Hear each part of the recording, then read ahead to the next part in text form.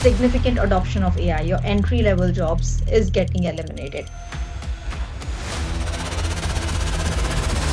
As a result, people are losing their problem solving skills.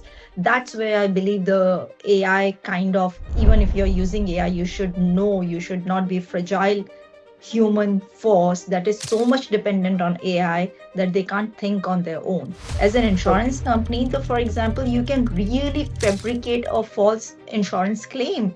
You can click a picture which is not real. You can click a receipt for a claim which is not real. You can do so many things. I think Absolutely. that's just emerging world and we need to adopt to it. So even something as simple as using AI to draft an email or to refine wordings can expose companies' confidential sensitive information, be it claims ID, NRIC number, your passport number, to the external platforms. Predicts that by the end of 2026 and 2027, around 40% of the organization will experience security or compliance incidents because of the unauthorized AI. That's the shadow AI that the companies are using.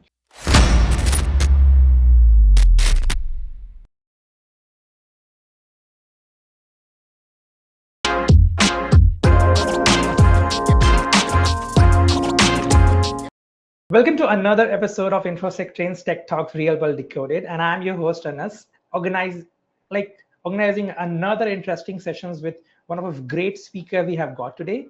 And organizations today are moving fast with AI. That has been such a common thing everywhere we see, from credit decisioning and fraud detections to underwriting customers' risk profile. But what we generally don't feel or understand, that's the reality. AI is no longer a technology layer any which ways. It's already influencing financial decisions, customers' outcomes, and regulatory exposures. This is one of my favorite. We will discuss. And while most organizations have started building a governance framework, which is the most common buzzword in this day, the governance, because all of it we got an idea that very few have truly figured it out how to build and operationalize AI risk inside a real business environment, because that is a big question to everyone. And we have already seen few signals that AI-driven credit models have been questioned for biasness, like a very iconic case of Chevrolet we have seen. Financial decision systems lacking extreme capabilities and regulations stepping in, demanding accountability beyond just a model accuracy, because you cannot just question or given an answer basis on that. That's the problem of model. I mean, it is also very much important who is accountable in the age of AI. You can't just question that AI made mistake. It's none of my concern. What actually happens after AI is approved? How do financial institutions control something that continuously evolving? To break this down from real world executions, the first perspective, I'm really thrilled to join one of a very close person. I have been following her from time and I have seen her work and contributions. Ekta Goyal, a risk leader who operates at an intersection of enterprise risk and underwriting the governance. And this bridge is actually the most vital thing at the moment of time. And AI risk across the APAC regions. Ekta, welcome you on the show. And I'm very much pleasure to have you on the show, because the way you presented yourself and previously I've seen through the work, it's absolutely amazing. And I think nobody better than you can give us a beautiful idea to learn about this. We would love to know something from you about this. Thank you, Anas, for having me here. It's my pleasure to be sharing my insights with a wider group. Thank you so much. Okay, that's pretty short from Ekta, because she's very cut to the point. When I was also interacting to her in previously, she gives a very quick answers to all of our viewers, and we will also dive in there. But before I dive into there, we know about that she is into risk management, she is into privacy, she is into cybersecurity, and many other branches you can see. But as I always ask to our viewers, that what if not this career, what Ekta would have pursued in the life that makes us feel excited that what she could be doing if not this what she's doing right now. Would you love to know our audience? That's a good question to start with. So, I would always love to do risk management because it's such an evolving area. There was a time we were talking about cyber risk. Now we are talking about more of an AI risk, ESG considerations, geopolitical dynamics.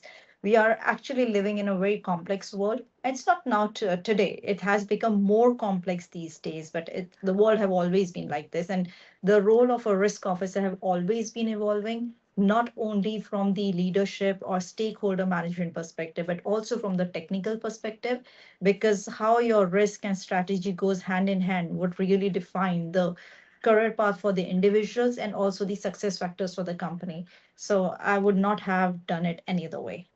Okay, fine. That's interesting. Let's jump into the first question, Ekta. And I want to keep it very unfiltered. Why? Because people these days are using AI as much as possible for them, and they're gathering informations the way they really wanted it. So the information is everywhere. I mean, there is no limitations to information at this moment of time. But we need some informations which not even exist over the AI that can only become via your brain. So the first question I would love to ask from you, that most organizations today have AI risk framework on the paper. Like, even you also know that the paper framework was even built by using with the help of AI. Okay. So in your Yes. experience, where does these implementations actually breaks in the real financial institution?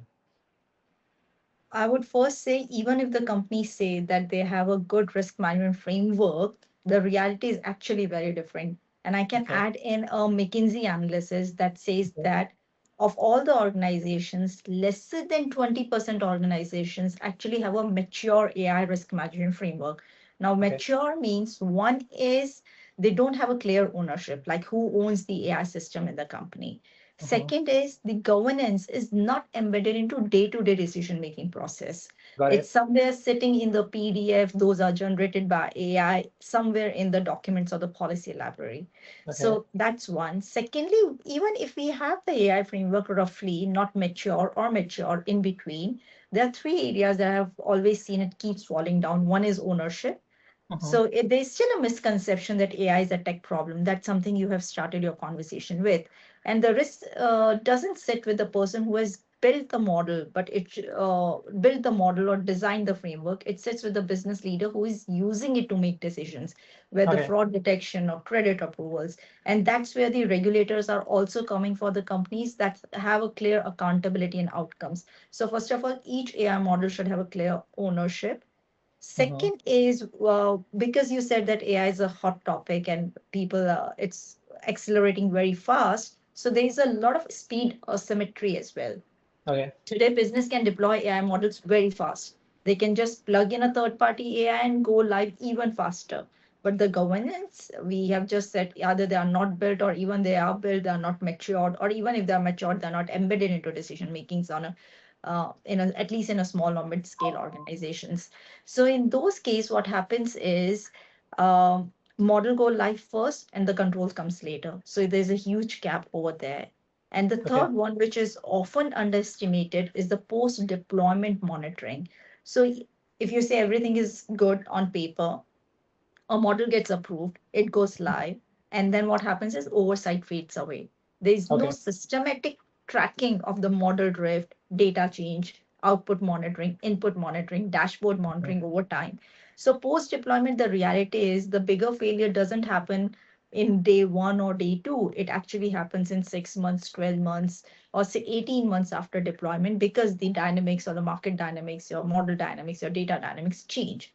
So the success of a governance framework lies in the real coordination, accountability, and ongoing vigilance. That's post-deployment ongoing monitoring. So that's why I believe it really fails in the organizations. Oh, sounds very interesting. But just by listening you, a new learner when get some very interesting insights from you. This question is it just came in my mind right now, and I just wanted to have a view from your end because you do have an experience of handling people in meeting as well. This is very short one that in the age of AI, people are adopting AI or they are just adding AI in their real life. Fear of losing something, or fear of losing their position, or you think fear of not learning it faster? Not learning it faster. AI, like, are you talking from the general industry Yeah, like users you, perspective? yeah, like you also use AI. So you adopted AI in your life, either because of a fear of not knowing it or fear of that I wanted to learn more as quick as possible. So in which directions you wanted to guide people that they should focus on learning or they should focus on adapting it? Both ways. They should learn, they should adapt, they should use it as a supplementary tool. What I'm Okay. scared of is that it should not replace human talent. And that's Okay. where perhaps I wanted to cover that it should not be because of the significant adoption of AI, your entry level jobs is getting eliminated. As a result, people are losing their problem solving skills. That's where I believe the AI kind of, even if you're using AI, you should know you should not be fragile human force that is so much dependent on AI that they can't think on their own. But you have to evolve because AI is here to stay. Everyone should learn, everyone should use it to their advantage. There are so many there are so many places there AI is making a positive impact, but it should not eliminate human intelligence. It should be humans in loop. So for humans to use AI effectively, they should learn it, they should adapt it, but should not be solely dependent on it that it takes away your decision making ability. That's wonderful. I have taken a note as well, and I will take it ahead that AI is here to stay. When it is so evident, I think everyone should take it in the right directions. Wonderful. But with this approach, Ekta, can you just walk us through a real life scenario where an AI system influenced the financial decisions like underwriting or pricing or risk selections and later created an unexpected risk for regulatory concern as well? That's a great question again. And to answer it properly, I would like to give you two examples that are two sides of the coin. One is how an institution failed because of its own AI, and Mhm. how AI creates risk in a ways that a company didn't anticipate, like the external risk. So let me give Okay. you with a United Health example, which is an life insurer. It's Okay. the one of the largest US health insurer, United Health, which serves over more than 50 million people, and almost Mhm. 90% of those stays in US. So Okay. they recently rolled out an AI tool called as NH Predict, Okay. which is used to determine how long a Medicare Advantage patient should stay in a post acute care, like nursing homes or rehab facilities. Now, let me paint a picture for you how it actually works. So, when a hospital patient goes home or ready to goes home, normally a doctor decides whether they need more rehabilitation or post discharge care. And then for the rehab, care, insurance company needs to approve each case on an Okay. individual basis, case by case basis, which is kind Okay. of time consuming. What they did is, in order to achieve efficiency, United Health, they deployed NH Predict as an AI tool.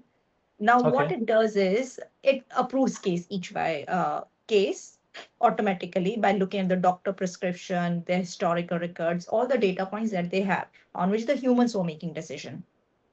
It everything Okay. looks great on paper on the efficiency perspective, but what was the result?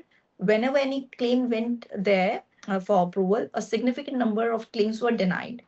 Patients could appeal for that if the decision is denied, but interestingly only 0.2% of the people whose claims were denied made an appeal, and of the people who made an appeal, 90% of the cases were approved by United Health. It means Okay. the model was kind of functioning at the 90% error rate, which is significant. So by 2024 and 2025, this led to a massive class action lawsuit and also an investigation. And this issue is solely related to the post deployment monitoring. Hence, before AI can be trusted, organizations need three things: post deployment monitoring, humans in loop is must, and they have to maintain a balance between efficacy and efficiency. Okay. So this is the one where a company has deployed an AI tool with limited human control oversight and the post-deployment monitoring. Now, one more example, which was very recent in news in the last month, is Nippon Life, Yeah. and Right. this is fascinating because it's not the Nippon's Life AI that has failed, it's the customers. So a policyholder who has already settled a claim and signed a legal release, what does is she goes back, use ChatGPT, upload all her documents, legal views, papers, insurance terms and conditions, and then AI ChatGPT advised her that she was being gaslighted by her lawyers, and then proceeded to generate 44 legal findings, including completely fabricated case law, pure hallucination, to help her sue Nippon Life again. And she did. Hmm. She did. And as a result, Nippon Life incurred hundreds of thousands of dollars responding to those chat GPT generated motions. And we know how chat GPTs or AIs or any other AI tool creates hallucinations.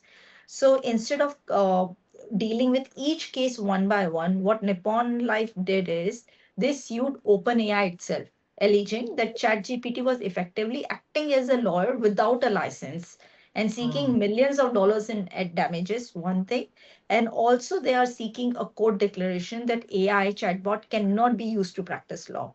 Oh, So the second one is what I call is an external AI contagion. Even if your internal models are perfect and you say, I'm not using AI or we are kind of maintaining controls over here and over there, this is something we can't ignore when your customers are walking around with a powerful AI tool in their pocket and they can hallucinate.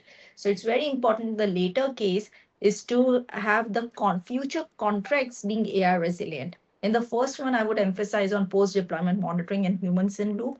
While for the second one, the Nippon case, I would highlight you need to have an AI clause or uh, caveats in your contracts and terms and conditions.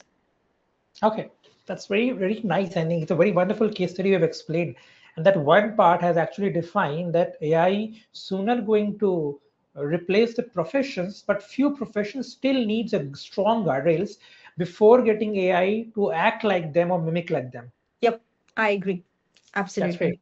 So, like when an AI model is ready for deployment in a bank or insurers, this is the place which is very important for us to know. What are the actual checkpoint before it goes live? You just tell us. I've created a 7 pillar blueprint for operationalizing AI that precisely emphasizes on 4 checkpoints, non-negotiable gates. One is risk tiering. And this is Okay. every one of us should understand that not all AI models need an equal amount of treatment when it comes to creating guardrails. Mhm. Classify them as low, medium, and high in terms of the impact, the risk levels, where I would say high models or high risk models can't be fast tracked. You need to Okay. have a lot more layers, whereas the low risk models can perhaps go through a smaller, smoother process because they Okay. would not create significant uh, data risk to the company, I would say, besides reputational and other things.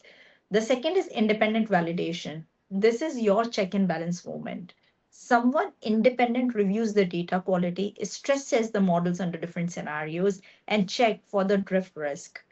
Third Okay. one is ethics and customer ethics and checks. What does it mean is, okay, your model is efficient, but how about the bias? Could it bias outcome? Is it fair? Does it Okay. differ? So where you have to monitor the real complaints and have to see how it really operating in the ethics world. Mhm. And fourth is the governance approval. So the final green light should be coming in someone else from the business who has not developed that model or not deploying, such as chief risk officer, legal and compliance, or sponsor of the AI governance committee. Those are Mhm. the one who should be approving it, not the one who has created it. So if you do these 4 things: risk steering, independent validation, custom and checks, ethics check, and governance approval, I believe at least these 4 are required for every model that the companies deploy. Yeah, sounds interesting. Nothing. You come up with an experience of having multi-dimensional access to AI understandings and AI implementations when I see this, because you operate across APAC regions. And you would be the right person to let us know that how these AI regulations in regions like Singapore and the EU and the Middle East, when it comes to enforcement, not just a policy, plays a vital role. So, because as a when you see India as a market, India become a market for European unions as well. India is a market for Singapore as well. India is a market for US and other West Asias as well. So we are slightly getting into situations to get and identify ourselves that how these regulations are slightly different when it comes to different regions.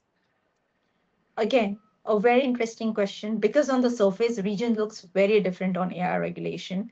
But if you zoom out, they're actually converging on the same principles: that's fairness, Okay. accountability, and transparency. Now, Okay. where it differs is kind of enforcement. So if you look at Monetary Authority of Singapore, that's the Singapore regulator, their approach is quite progressive, at the same time supervisory. They do not Okay. specify strict mandate or rules. Rather, what they do is they adopt a risk-based and evidence-based approach. For example, I've just mentioned about high, medium, and low risk AI. MAs would like to see how have you classified, what are your basis for classifying, and what actions are you taking or creating a guardrails in order to manage risk around it. But they'll not spoon feed you with term in terms of this is exactly what needs to be done. So their Okay. question would be, can you actually prove that your AI governance works in practice? So if you Okay. principally can prove that, that's where MAS is. But if you compare it with the Europe, EU Act is a very, very different mindset. So they're Mhm. far more prescriptive and enforcement led.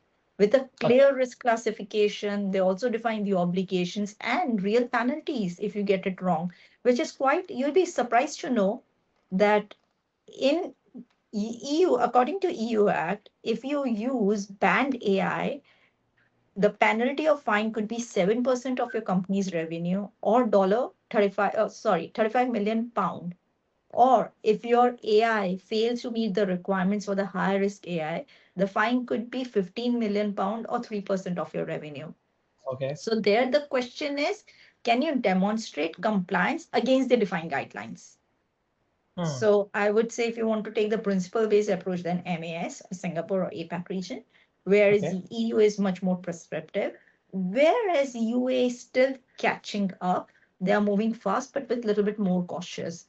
Their idea is how do we scale AI safely while building reputation alongside it. So, How but they are coming. Their national AI strategies and emerging frameworks are in place, but they are going a little slower with the pace. very interestingly you explain things, but now one tricky question came into my mind as an AI enthusiast.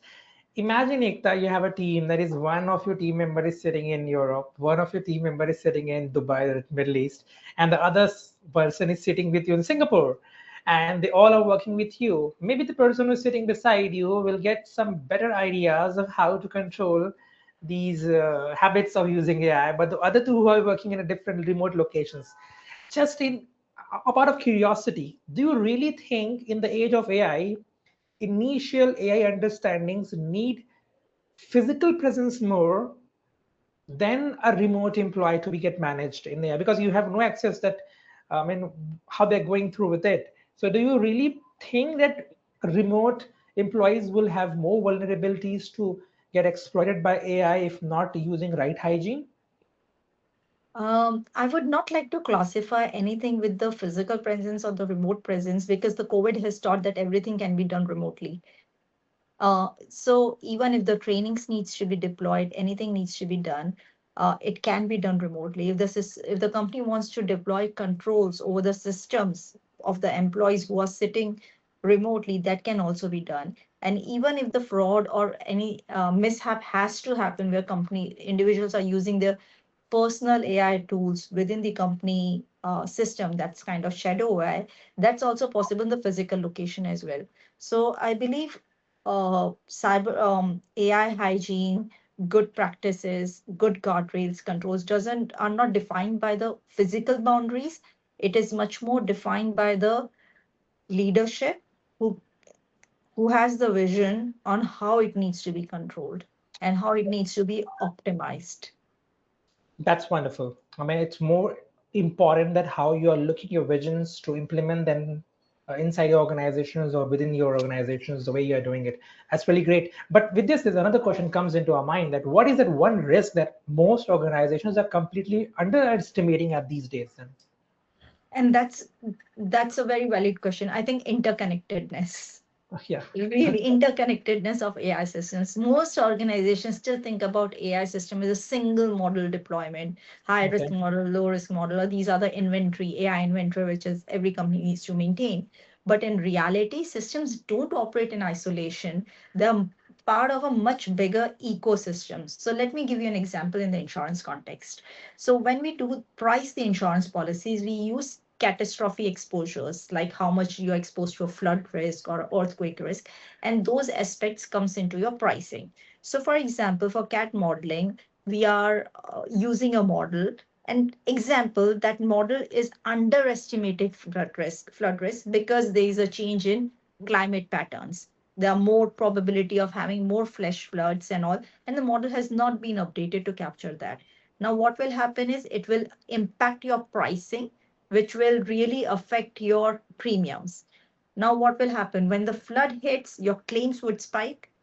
So as a result, your claim models shows slows down approval because system is claims model system is not designed for managing high volume cat events, which is Okay. now the case. And your fraud model would notice a pattern that there are more and more claims coming of a similar nature and slows down the approval process. So, as a result, the genuine customer may face delays or rejections. So, insurers suffered unexpected losses, and regulators may also start asking questions.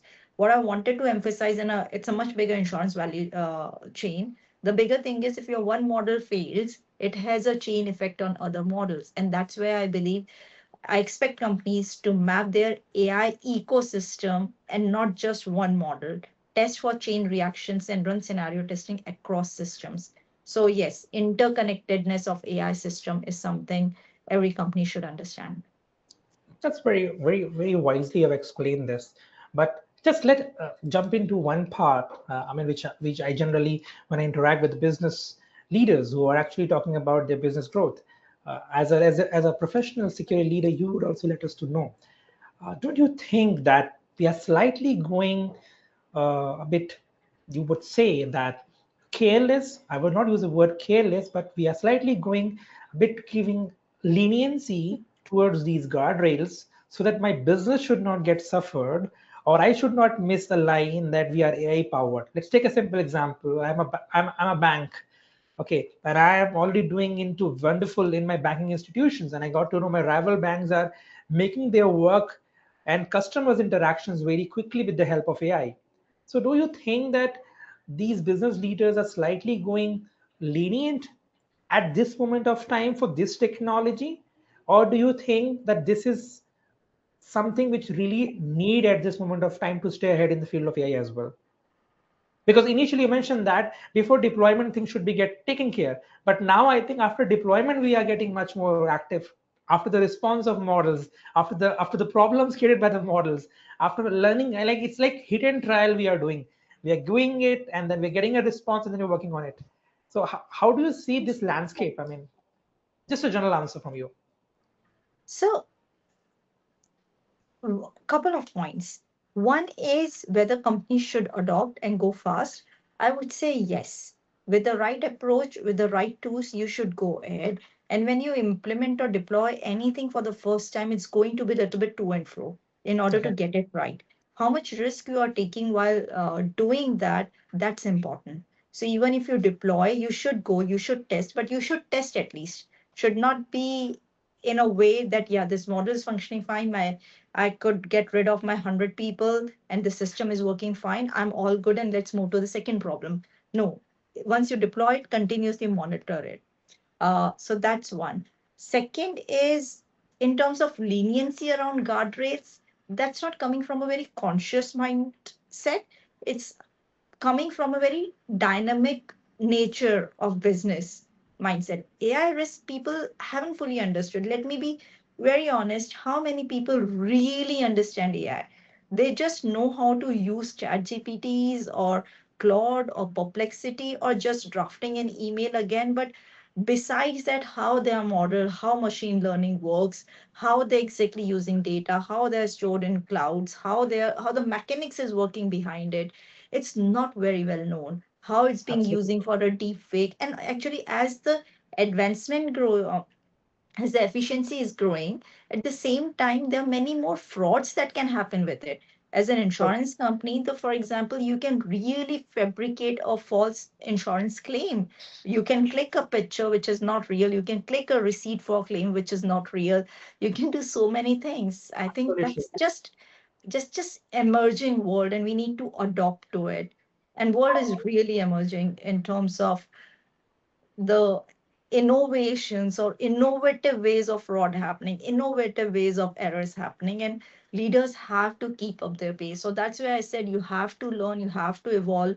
It's not coming lose weakening guardrails is not coming with an intention. It may be accident, but yeah, if leaders anywhere in the world are thinking that we can just deploy and we can be problem free, I think that's a short vision. The longer vision would be using it as a part of your using AI tool as a part of your entire company ecosystem and not just fixing one problem or another problem. That's where I think it should be That's looked like. very well. Yeah, a very classic example you have given to all of us.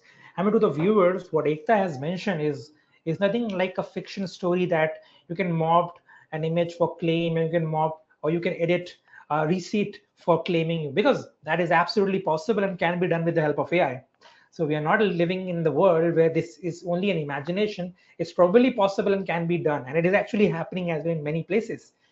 That is why it is very much important for organization, because here what I observe is this: it is not only the loss of money, it is also the loss of trust. Because if trust goes, everything goes from your business. Like, you have built a business for 50 years and you lose because just an implementation of an AI that started building up your money in the wrong directions.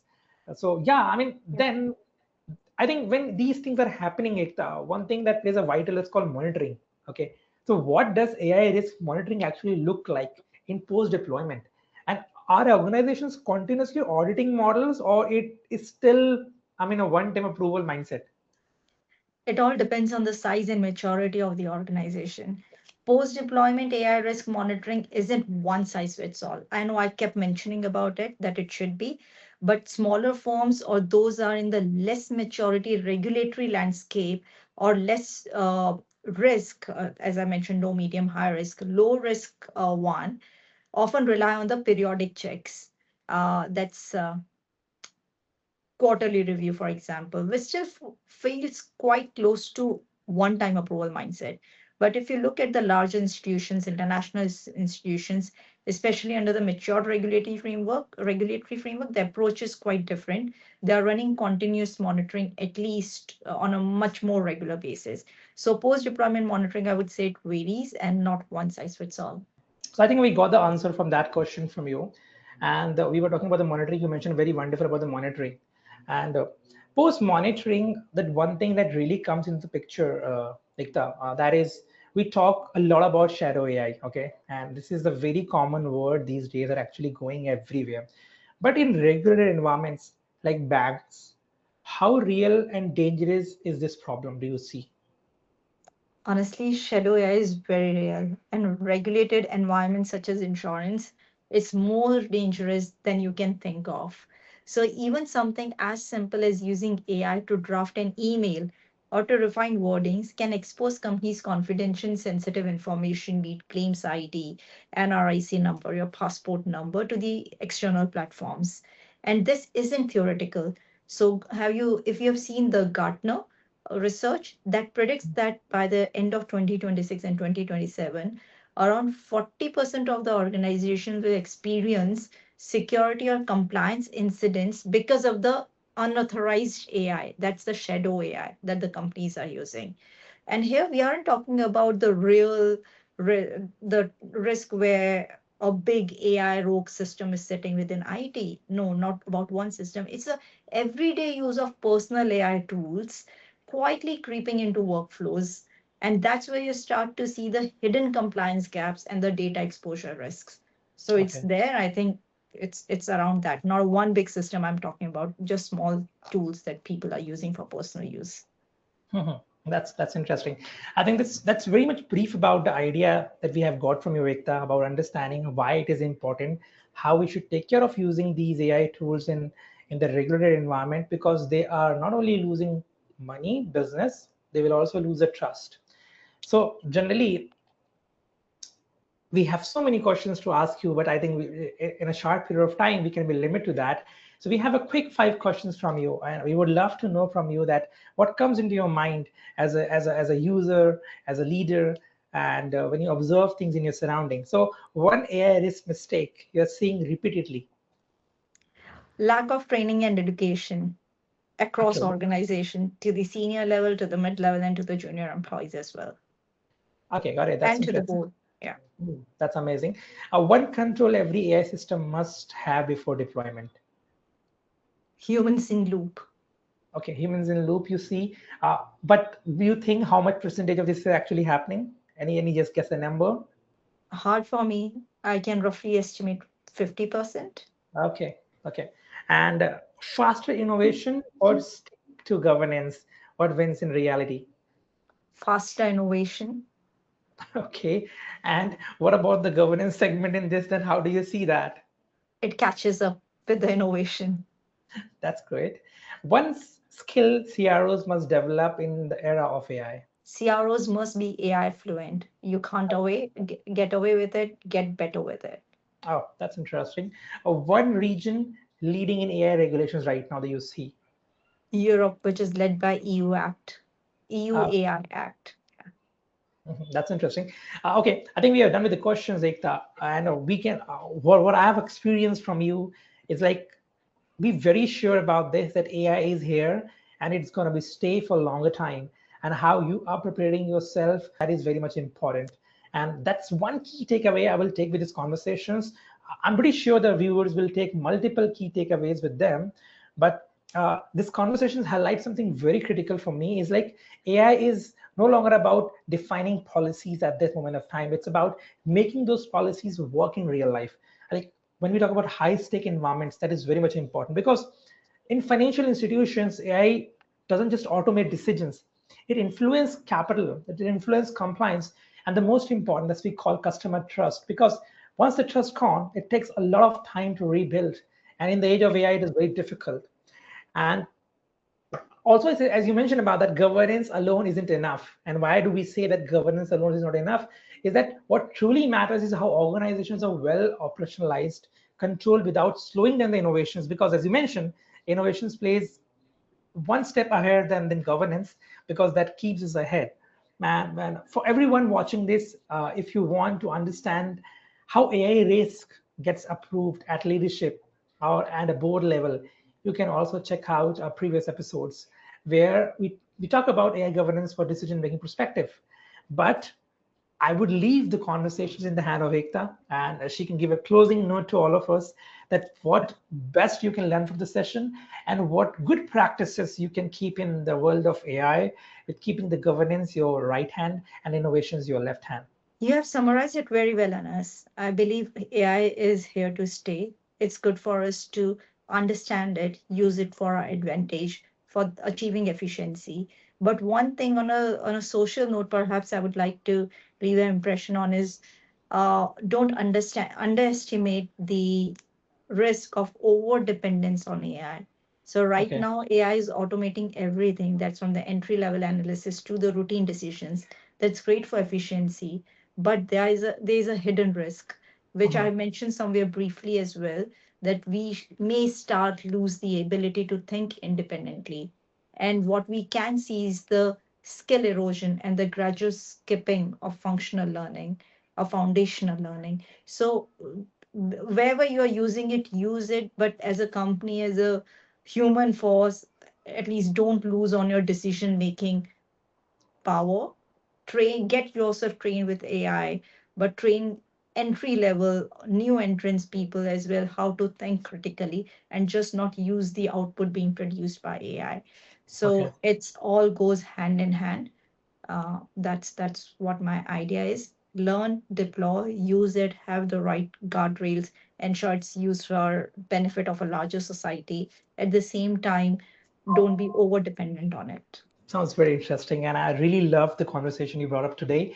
And to all our viewers, until next time, stay secure, stay strategic, and stay accountable in the world of AI because accountability plays an important role for yourself being fair and biased, not about AI.